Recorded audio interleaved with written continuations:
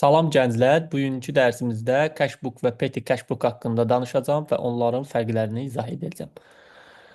Cashbook bir müəssisənin nağd pul və bank əməliyyatlarını izləmək üçün istifadə olunan mühasibat kitabıdır.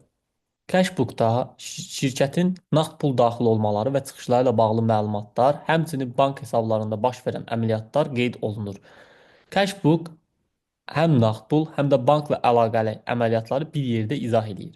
Cashbookun özünə məxsus xüsusiyyətləri var ki, bunlar hər gün baş verən bütün nağd və pul əməliyyatlarını, yəni ödənişlər və gəlirlər buraya daxil olunur, əks etdirir. Cashbook hesablanmasında cashbookda əməliyyatlar kredit və debet hesablara uyğun olaraq qeyd olunur. Həm gəlirlər, həm də xərclər qeydə alınır. Cashbook'un növləri əsasən cashbook iki hissədən ibarətdir. Cash account və bank account olaraq. Cash accountda nağd pul əməliyyatları, bank accountda isə bank əməliyyatları qeyd olunur. Amma cashbook'un özünə məxsus 3 növü var ki, bunlar single, double, bir də triple olaraq 3 yerə bölünür. Single'da yalnız nağd pul hərəkətləri qeyd olunur. Double'da həm nağd pul, həm də bankla əməliyyatları əhatə eləyir. Triple'da isə nağd pul, bank və əlavə olaraq endirim, discount qeydlərini görə bilərik. Bəs petty cashbook nədir? Petty cashbook kiçik gündəlik xərclərin qeydə alındığı xüsusi bir mühasibat kitabıdır. Bu kitab şirkətin kiçik, əsasən əhəmiyyətsiz xərclərini, yəni necə? Gündəlik xərclərini, məsələn, nəqliyyat, taksi ola bilər, ofis materialları, kargüzarlıq, post, yemək və s. izləmək üçün istifadə olunur.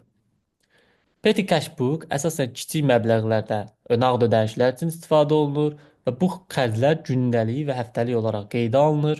Əlavə olaraq bu cashbooku həddindən artıq yükləməkdən qorumaq üçün məqsədi ilə yaradılmışdır.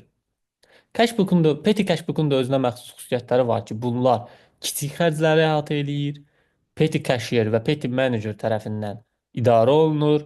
Müəssisə əvvəlcədən müəyyən məbləğ ayırır, float, yəni biz buna depozit sistemi deyirik. Petty cashbookda depozitin nə qədər qaldığı izlənilir və bu məbləğ mütəmadi olaraq yenilənir. Buna da cashbookun idarə etmə sistemi olan impress sistem deyilir. Əsasən sütunlardan kolonkalı formatda aparılır.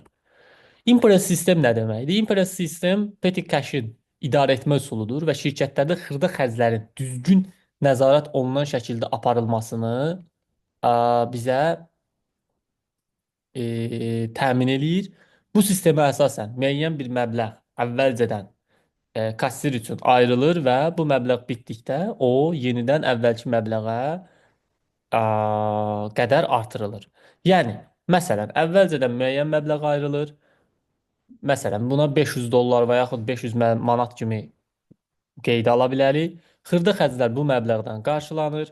Sonra bu xərclər petty cashbookda qeyd olunur və həftəlik, 15 gündən bir və ya aylıq olaraq maliyyə şöbəsinə sənədlərlə birlikdə təqdim olunur və xərclənmiş pul əvvəlki depozit məbləğ qədər bərpa olunur. Cashbookla petty cashbookun əsas fərqləri nələrdir dedikdə, cashbookda bütün nağd pul və bank əməliyyatları qeyd olunur. Petty cashbookda isə kiçik məbləğli gündəlik xərclər qeyd olunur. Cashbook kassir və ya mühasib idarə eləyir. Petty cashbook isə xırda nağd kassir, yəni petty cashier və yaxud petty manager tərəfindən idarə olunur. Cashbookda böyük məbləğlər, petty cashbookda kiçik məbləğlər qeydiyyata keçir. Petty cashbook debit və kredit formatında, petty cashbook isə kolonkalı, yəni sütunlu formada qeydiyyata keçir. Cashbook gəlir və xərclərin əsas mühasibat qeydi olaraq məqsədi var. Cashbookun əsas məqsədi gəlir və xərclərin qeydiyyatıdır. Petty cashbook isə əsas mühasibat kitabını kiçik əməliyyatlardan, yəni cashbooku kiçik əməliyyatlardan qorumaq üçün mövcuddur. Bunlar bir-birindən fərqlənir. Bunların fərqini də biz Excel üzərindən rahat bir şəkildə öyrənə bilərik. Necə?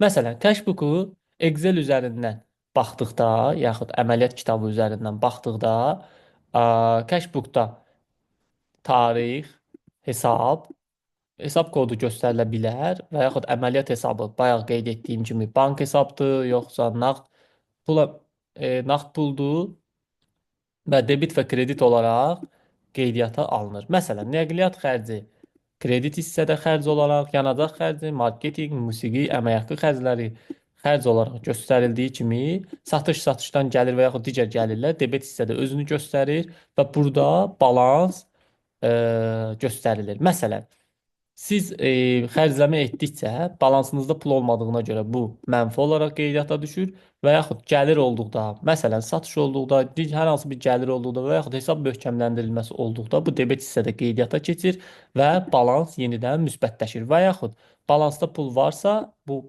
xərcləmələr bu puldan azaldılaraq balans qalığı kimi göstərilir. Əsasən Petty Cash, üzr istəyirəm, Cashbook-u biz bank statementlərdə rahat görə bilirik. Petty Cashbook isə gördüyünüz kimi sütunlar üzərində xərclərə bölünür. Burada depozit məbləğ qeyd olunur. Depozit məbləğ qeyd olunur. Əlavə olaraq tarixlər qeyd olunur və yaxud xərc hesabları qeyd olunur, cəmi xərclər qeyd olunur və xərclər bölgüsü qeyd olunur. Belə ki, ayın 1-də 10 manatlıq nəqliyyat taksi haqqı kimi, ayın 2-sində kağız qələm kargüzarlıq xərcinə 15 manat, ayın 3-də internet rabitə xərcinə 25 manat, ayın 4-də təmizlik vasitəsi alışı varsa təmizlik xərcinə 35 manat və cəmi xərclər bölməsində tarixlərə görə bu xərclər göstərilir. Əlavə olaraq da burada balans sütununda bu 500 manatdan xərc edildikcə bu balans sütununda bu azalmalar qeyd olunur. Impress sistem deyir ki, sənin balansında müəyyən bir hesabat dövrü başa çatdıqda qalan məbləğ yenidən əvvəlki məbləğə, yəni ilkin depozit məbləğə çatdırılmalıdır. Məsələn, biz burada 415 manatı qalıq məbləğ kimi görürük və hesabat veririk ki, bizim 85 manat xərcləməmiz olmuşdur və bu 85 manat maliyyə şöbəsi tərəfindən təmin olunur və yaxud əvvəlki məbləğə çatdırılır. Yəni Cashbook və Petty Cashbook bir-birindən bu qeydlərə görə fərqlənir. Petty Cashbookda qeydiyyata alınan bir tarix üçün, məsələn, 10 nəqliyyat xərci, 10 taksi haqqı qeydə alınır və bunlar Cashbookda yalnız bir xərc maddəsi kimi göstərilir. Bugünkü dərsimiz bu qədər.